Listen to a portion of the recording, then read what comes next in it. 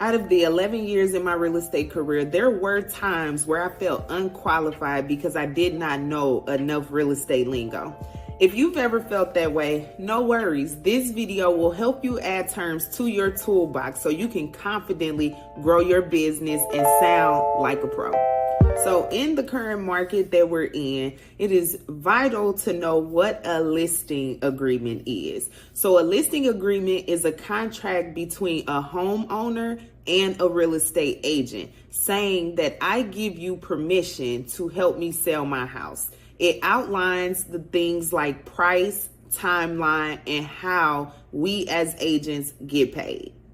So if you're working with a buyer, it is important to know what earnest money is. And sometimes you'll see EM, and this stands for earnest money. Think of this as like a good faith deposit. The buyer gives a small amount of money to show that they're serious about buying a house that they've written a contract on. If the deal goes through, it goes towards their purchase. So they'll have to bring in less money to closing because it is credited to them.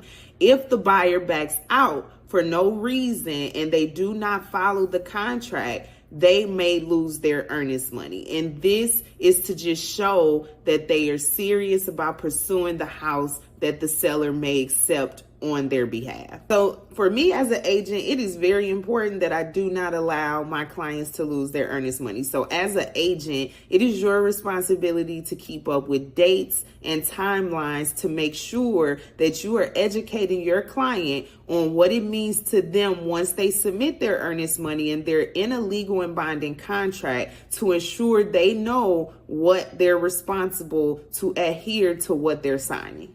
Escrow. So an escrow is a safe holding place for money and important documents while the deal is being finalized. It is a neutral third party, like an escrow company. They hold everything until each individual on each side meets the agreement. So in the state of Missouri, we use title companies. In some states, they use attorneys, and they function as the third party middleman to ensure money is held and that both contractual agreements are met before any funds are exchanged. So an appraisal is a very important term. So an appraisal is when an appraiser goes out to a property. They're normally sent out by the buyer's lender to tell the lender how much the home is worth.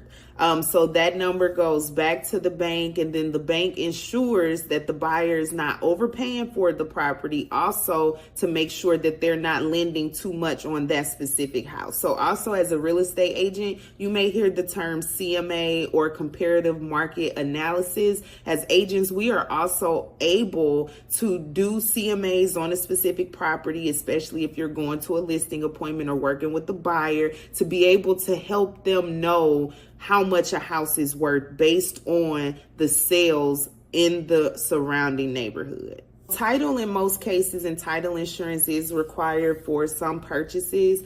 Title proves who legally owns the property. So before closing, title is checked to make sure no one else has claims or ownerships to the property and that there are no unpaid debts like tax liens or any construction liens attached to the property, because liens stay attached to the property. So if a buyer has a specific loan, there's liens attached to it, the title company will run title searches to make sure that nothing's attached to it. If it is, all of that is resolved before closing, and then the title company will provide title insurance. That means anything from the time that the buyer buys it and after is covered by their title insurance. So contingencies. So sometimes you may hear agents talk about contingencies, or buyers may ask about contingencies. So contingencies are like deal breakers in the contract. So it says the buyer can back out of the deal if something specific doesn't happen, like not getting a loan approved or a bad inspection report. It does happen often that buyers will ask you as a real estate agent, how much money do they need? How much money do they need to bring to closing? Of course, a lender can tell them that, but I do suggest you, being a good real estate agent, being able to educate them on where to find the information, because you will be their guide. So being able to tell them that they can get a loan estimate at the beginning of their process from their lender, and then a closing disclosure. So at at the end of the process, a few days before closing, they will get a closing disclosure. This will show how much the house costs, loan details, any fees, any taxes, and how much they need to bring to closing. And then you'll be able to help them navigate what those costs are. You now have more terms in your toolbox that will help you grow and be confident as you grow your business. If you need more terms, please click on this video and please like, share, subscribe, and comment. Talk to you soon.